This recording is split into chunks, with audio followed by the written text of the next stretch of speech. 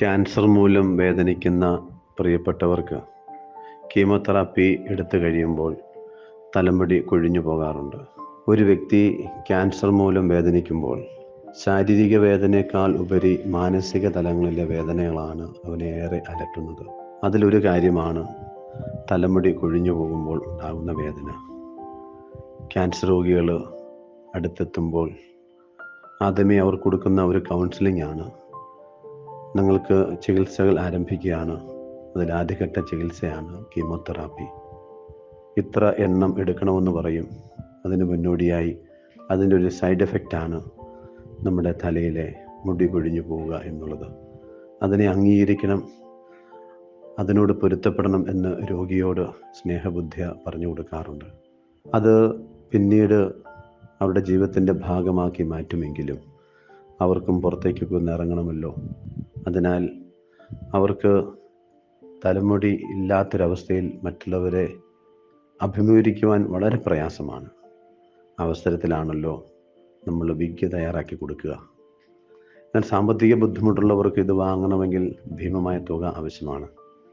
അതിനാൽ നമ്മൾ അവർക്ക് സൗജന്യമായിട്ട് ഈ വിഗ് തയ്യാറാക്കി കൊടുക്കാറുണ്ട്.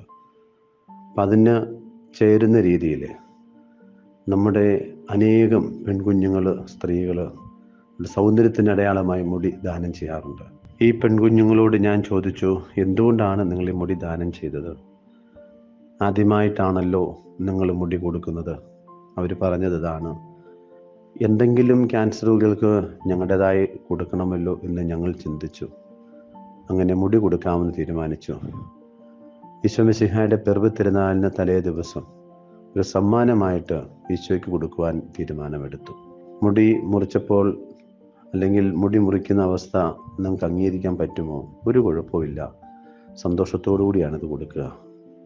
ജീവിതത്തിൽ ചെയ്യാൻ പറ്റുന്ന ഏറ്റവും വലിയ കാര്യമാണല്ലോ.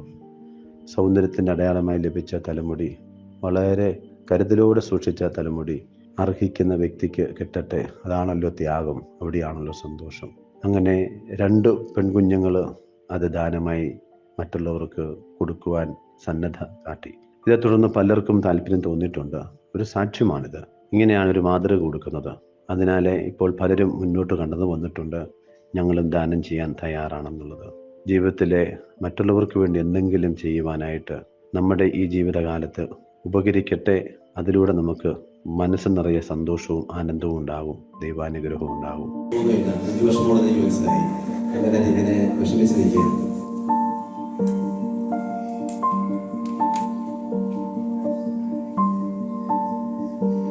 രണ്ടുപേരും ഒത്തിരി നാളായി